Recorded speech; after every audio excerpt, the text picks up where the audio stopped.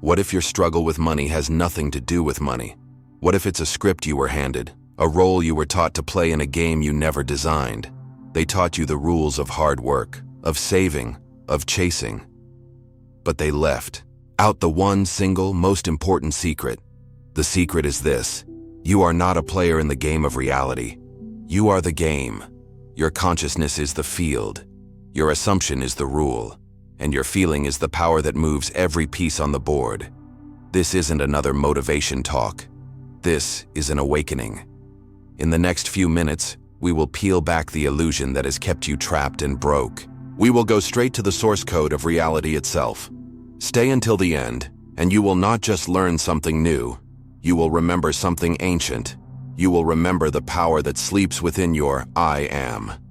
And you will never again look for wealth outside of yourself. You've been sold a lie, a terrible, soul-crushing lie. They told you that abundance is a reward for your struggle, that you must trade your life force for paper, that your sweat is the currency of success. Oh, what a clever trap. You've been running on a wheel, chasing a phantom, while the real power, the operant power, has been dormant within you, waiting. Wealth isn't something you chase. It's something that responds. It's a resonance. It is a direct, unwavering answer to an energy you broadcast from the center of your being. You have been looking outside, fighting battles in the world of shadows, when the entire war is won or lost within the sacred temple of your own consciousness. The work isn't hard work. The work is to simply, profoundly, and finally change your broadcast. The universe is not a judge. It's a mirror. It doesn't give you what you want. It gives you what you are. And until you grasp this, you will remain a slave to the illusion of effort, forever seeking what you already possess. But that's only the surface. Now let's go deeper. Think of money not as paper or digits in an account, but as a living, breathing energy. It has a consciousness. It is shy, and it is repelled by the desperate, needy energy of I want or I need. That vibration screams lack. It screams a void. And this living energy of abundance flees from a vacuum. Instead, it is irresistibly drawn to a specific frequency, the calm, magnetic, and unshakable certainty of I am ready. This is not a state of arrogance, but a state of profound inner alignment. It's the feeling of a home fully prepared for a cherished guest. You've cleaned the rooms, you've set the table, you've opened the windows. There is no anxiety. There is no hope. There is only knowing. This energy of readiness, this assumption of worthiness, is the signal that abundance has been waiting for. It's a silent command that echoes through the quantum field, declaring that you are no longer a beggar at the gates of life, but a sovereign ruler ready to receive your birthright. This state of I am ready is not a thought you think. It is a reality you inhabit. It's a feeling you cultivate in the garden of your imagination. You must stop pleading with the universe and start commanding from your inner world. This is the difference between prayer born of fear and assumption born of faith. Faith is not a blind hope that something will happen. Faith is the unwavering loyalty to an unseen reality. You must feel what it is like to have your desires fulfilled right now. What does the energy of security feel like in your body? What is the feeling of freedom coursing through your veins?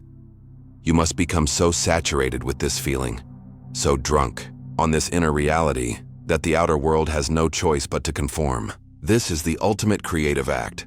This is your operant power in motion. You are not begging for a miracle. You are being the miracle. Your feeling, your sustained assumption, is the fertile ground from which all material manifestation springs. It is the key. It has always been the key. This requires you to abandon the evidence of your senses. Oh, this is the great test. Your senses will show you bills. They will show you an empty bank account. They will scream at you that this is reality. And you must have the audacity, the spiritual courage, to turn away from that illusion and hold fast to the feeling of your wish fulfilled. You must select the reality you desire from the infinite menu of possibilities that exist in your consciousness. Every state, every potential outcome already exists. Lack exists. Abundance exists. You are not creating abundance. You are selecting it. How? By embodying the feeling of it. This is not about faking it until you make it. It's about feeling it until it is. This subtle shift in perception changes everything. You stop being a victim of circumstance and become the silent director of your own magnificent play. Your imagination is the stage, and your feeling is the script that the world must follow. So the great secret is a great reversal. You have been living life backward. You believed that when the money appeared, you would finally feel abundant. But the law is, and has always been, that when you finally feel abundant, the money must appear. It has no choice. It is law. They hid this from you because a population that understands its own creative power cannot be controlled. A man or woman who knows that their inner state is the sole cause of their outer world is a sovereign being. They are no longer a pawn in anyone's game. They become the game master. You are not working for wealth. You are allowing it. You are not chasing success. You are embodying it. The search is over. The struggle is an illusion. The power is, and always has been, who you are. The great I am. You've been trained to react, to look at the world, judge it, and then feel a certain way. You see a bill. You feel fear. You see a rejection. You feel unworthy. This is the hypnotic sleep of mankind. But here is the truth that shatters that entire paradigm. The outer world is nothing but a mirror. It does not project, it only reflects. It has no will of its own. It is a vast three-dimensional canvas that obediently, and without judgment, reflects the image you hold within your own consciousness. You have been living your life as if you are the reflection, a victim of the image in the mirror when you are and have always been the one standing before it. Every person you meet, every circumstance you face, every joy and every sorrow is a projection from within you. You are not in a world is in you. And this changes absolutely everything. You are the sole creative power, the I am, projecting your assumptions onto the screen of space. Here's what changes everything. The mirror reflects your deepest convictions, not your fleeting wishes. It reflects the state you occupy, your dominant assumption about who you are. If, deep down, you have assumed the state of one who struggles, the mirror of life must faithfully show you a world of struggle. If you inhabit the state of one who is overlooked, the world must provide you with characters and scenarios that overlook you. The mirror has no choice. It cannot show you a reflection of abundance if your inner world is a home for lack. Your present circumstances are nothing more than a delayed reflection of your previous consciousness. You are living in the crystallized form of what you used to feel and believe as true. But what if you stopped looking at the old reflection? What if you turned your gaze inward and dared to cast a new image for the mirror to hold? This is where your true power lies. For years you have been arguing with the mirror, screaming at your reflection to smile while you are frowning, trying to wipe a smudge off the glass when the smudge is on your own face. Every time you blame the economy, your boss, your family, or your past for your current state of lack, you are fighting your own reflection. It is an act of utter futility. It is a spiritual madness. You cannot change the world by manipulating the shadows. The only point of change, the only operant power, is within. The change must occur in the one being reflected, you.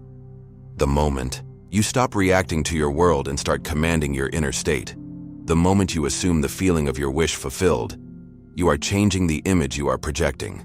And the mirror, by its unfailing law, must begin to reflect this new reality back to you. It will have no other choice. Now go deeper. This means you must begin to live life from the inside out. You do not wake up and check the news to see what kind of day it will be. You wake up and, through your feeling and imagination, decide what kind of day it will be. You select the state you wish to occupy. Before you see evidence of wealth, you must walk in the feeling of being wealthy. Before you receive the love you desire, you must inhabit the state of being loved. This is what you already are truly means. It is the disciplined practice of occupying the end result, living from the assumption that your desire is already a fact. Ask yourself, constantly, how would I feel if this were already true? And then, dare to feel that way. Dare to think from that state. This isn't about ignoring your current reality. It is about denying it the power to create your future by saturating your mind with a new, chosen reality. So the grand illusion is broken. Life is not a series of random, objective events happening to you. It is a perfect, lawful, and impersonal reflection of you. The people in your life are only playing the parts you have assigned them through your assumptions about them and yourself. The opportunities that appear or disappear are direct correspondences to your inner state of readiness or doubt. When you truly change your consciousness, your I am, you change your world. The old reflection fades because the one casting it is no longer there. A new being is standing before the mirror, and a new world must by law appear. The search for power outside yourself is over. You are the sun around which your personal universe orbits. Now the question becomes, if this power is within you, what undiscovered treasures have you been hiding from yourself this whole time? And so, you stand before the mirror of life, finally aware that you are the cause. But this awareness leads to a desperate question. What then should I project? You begin to search frantically within your mind for a treasure worthy of projection. And in this frantic search, you risk making the same tragic mistake as the Persian farmer Ali Hafed. He was a wealthy man, contented, living on a prosperous farm. But he was told of the untold riches of diamonds, and how a man could be a king if he only found them. The idea consumed him. He sold his farm, left his family, and wandered the world in a desperate search for glittering stones. He grew old, destitute, and finally, in a fit of despair, threw himself into the sea, never finding the prize he sought. You must hear this. You must understand this. Have you not been Ali Hafed, selling the infinite kingdom of your own consciousness for the promise of some external reward? Here is the secret that changes your inner world forever. The man who purchased Ali Hafed's farm one day noticed a peculiar stone in a stream on the property. It was a diamond. He soon discovered that the entire farm was littered with them. Those acres of diamonds, which Ali Hafed had sold for nothing to search for elsewhere, were right there, under his feet, the whole time. This is not a story about a farmer. This is a story about you, the immense wealth you are seeking in the world, the security, the love, the freedom. It is all right here now within your own consciousness. Your imagination is the diamond field. Your I amness is the source of all riches. You have been walking over your treasures, dismissing them as common stones, while you beg the world for trinkets. The greatest discovery you will ever make is not of some distant opportunity, but of the creative power that is sleeping within you.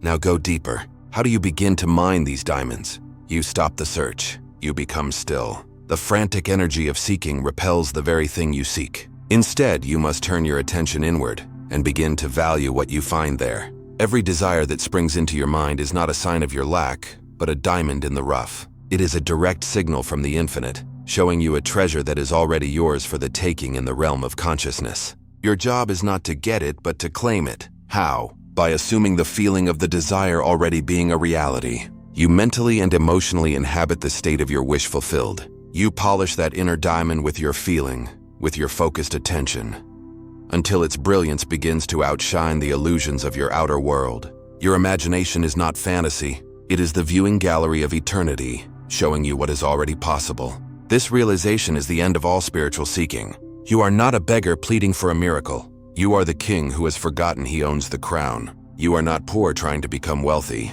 You are infinitely wealthy, choosing to occupy a state of lack. This is the profound meaning of you already are.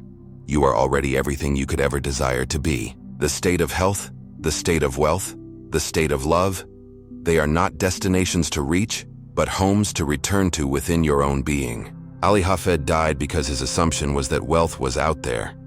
The man who found the diamond simply had the perception to see what was already present. What are you assuming right now? Are you walking over your acres of diamonds, your eyes fixed on a barren horizon, blind to the infinite riches under your very feet? Therefore, the only true work is to cultivate your own land, to tend to the garden of your mind. Stop investing your precious energy, your feeling, your attention, into the world of effects. Bring it all home. Invest it in yourself, in your inner state. Your feeling is the most valuable currency in the universe. Do not spend it on thoughts of worry, fear, or lack. Spend it lavishly on the feeling of your dreams being your present reality. This is the discipline that separates the mystic from the dreamer. The story of Ali Hafed is both a terrible warning and a glorious promise. It warns that you can live and die in poverty while owning the source of all riches. But it promises that the moment you stop looking outside and turn your gaze within, you will find you were standing on your fortune all along. But recognizing this inner wealth is just the beginning. To see it manifest, to build a temple for it in the outer world, requires a new kind of feeling, a new kind of discipline. You have discovered the acres of diamonds within, the infinite treasure of your own consciousness. But a treasure undiscovered is no different from a treasure that doesn't exist. Now comes the sacred work of mining it. And the primary tool for this work is not hope, not effort, not struggle. It is feeling. Abundance is not a number in your bank account. It is a state you inhabit. It is a frequency you broadcast. You have been taught to feel wealthy because you have money. Oh, what a backward incantation. The law is, you have money because you feel wealthy. This feeling is not a fleeting emotion of excitement. It is a deep, quiet, unshakable knowing. It is the calm assurance of the sun that it will rise. It is a state of being so profound that the entire world of shadows must rearrange itself to match it. You must cultivate this feeling first in the secret garden of your imagination, before you can ever see its fruit in the world. Feeling is the key. It is not just a key. It is the key. But how do you sustain this feeling when the mirror of your world reflects a different story? This is where the mystic becomes a warrior. This requires discipline. Not the brutal, soul-crushing discipline of hard work you've been sold, but the refined, sacred discipline of the mind. It is the discipline to stand guard at the door of your thoughts. It is the discipline to refuse entry to any thought, any feeling, that does not align with your fulfilled desire. Your senses will lie to you. They are masters of deception, showing you only the past. You must have the discipline to turn away from their testimony and remain loyal to your inner vision, your assumption. This is the great spiritual battle. It is won in the silent stillness of your own mind, by choosing, again and again, to feel the reality of what you have selected regardless of appearances. This is not delusion. It is divine loyalty to an unseen truth. This inner discipline has a perfect outer reflection. Consider the ancient wisdom of Dabasir, the brickmaker of Babylon, a man buried in debt who became a beacon of wealth. What was his secret? A simple yet profound discipline. He divided every coin he earned into 3 parts. 1 part to pay his debts, 1 to live on, and 1 to save and invest. This is not mere financial advice. It is a mystical formula. The part for debts is the release of your past energetic burdens. You make peace with what was. The part to live on is the honoring of your present self, your physical temple. But the 3rd part, this is the most crucial. The part you save is your tithe to your future self. It is your tangible declaration of faith in a more abundant future. It is a physical act that tells the universe, I am a person who has more than enough. By respecting the small amount you have, you are practicing the feeling of having much. This discipline creates a powerful magnetic field. When you treat the energy of money with respect, with intention, it begins to respect you. It stops flowing through you and starts flowing to you. It sees you as a worthy custodian, a responsible creator. Every time you consciously divide your income, no matter how small, you are performing a sacred ritual. You are training your subconscious mind. You are embodying the state of order, of surplus, of mastery. You are no longer the desperate slave who spends in a panic, but the calm master who allocates resources with wisdom. This simple, disciplined act anchors your inner feeling of abundance into the physical world. It builds a bridge between your imagination and your reality. The feeling is the creative spark, but the discipline is the structure that allows the fire to build, to grow, and to sustain itself without burning out of control. Therefore, the journey to wealth is a marriage of 2 sacred principles, feeling and discipline. One is the feminine, the receptive, the imaginative power within you.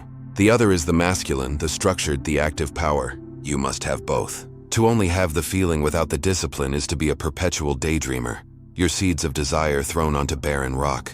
To only have the discipline without the feeling is to be a joyless slave, forever working, but never receiving the true essence of abundance. But when you marry them, then you become a true alchemist. You cultivate the feeling of wealth within your soul, and you practice the discipline of wealth in your daily life. This inner and outer alignment creates an unbreakable vortex, a powerful current of energy that draws to you, by inescapable law, the perfect reflection of your conjoined powers. This is the path to sustainable prosperity, a transformation that begins when you finally take control of the elemental forces within. You now hold the keys of feeling and discipline. But this is not the end. This is the gateway to the final transformation, the great work, inner alchemy. True, sustainable prosperity is not a goal to be achieved. It is a state of being to be embodied. It is the natural result of a profound internal transformation. You do not attract wealth. You transmute your very consciousness into a substance that is magnetic to it. To do this, you must become the master of the 4 primordial elements that constitute your soul: fire, earth, water, and air. These are not just poetic symbols. They are the living, breathing forces of your inner world. The secret to creating any reality you desire lies in the conscious and harmonious blending of these powers within you. This is the deepest magic. This is where you stop being a seeker and become a creator. First, you must awaken your inner fire. This is the element of pure desire, of passion, of divine will.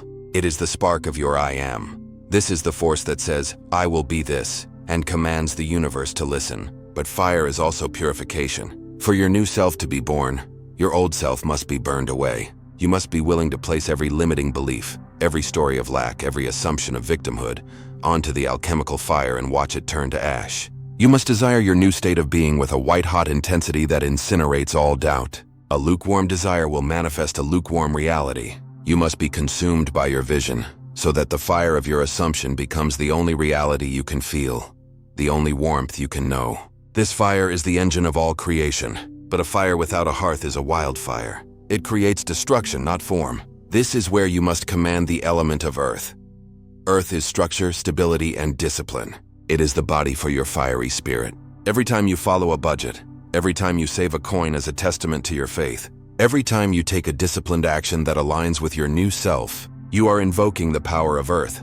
This element gives your vision a foundation, and this earth must be irrigated by the element of water. Water is your emotional body. It must flow. It must be clear. You cannot build a temple of abundance on a foundation of resentful, stagnant emotions. This is the work of healing, of forgiveness. Forgiving others, and most importantly, forgiving yourself. You must release the energetic debts of the past, so the pure current of abundance can flow through you without obstruction. Finally, you must master the element of air. Air is your vision, your faith, your imagination. It is the unseen reality you hold in your consciousness. Air is the breath of God that gives life to your assumption. It is the element of selection. In the boundless realm of air, you choose the reality you wish to experience. Your faith must be as vast and as constant as the sky. It is this unwavering belief, this inner knowing that directs your fire, that gives purpose to your earthly discipline, and that calms the turbulent currents of your emotional water.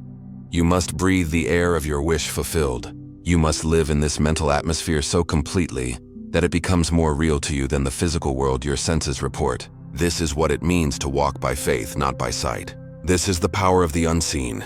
When these four elements are brought into harmony within you, the great alchemical marriage occurs. Your burning desire, fire, is given form by your disciplined action, earth.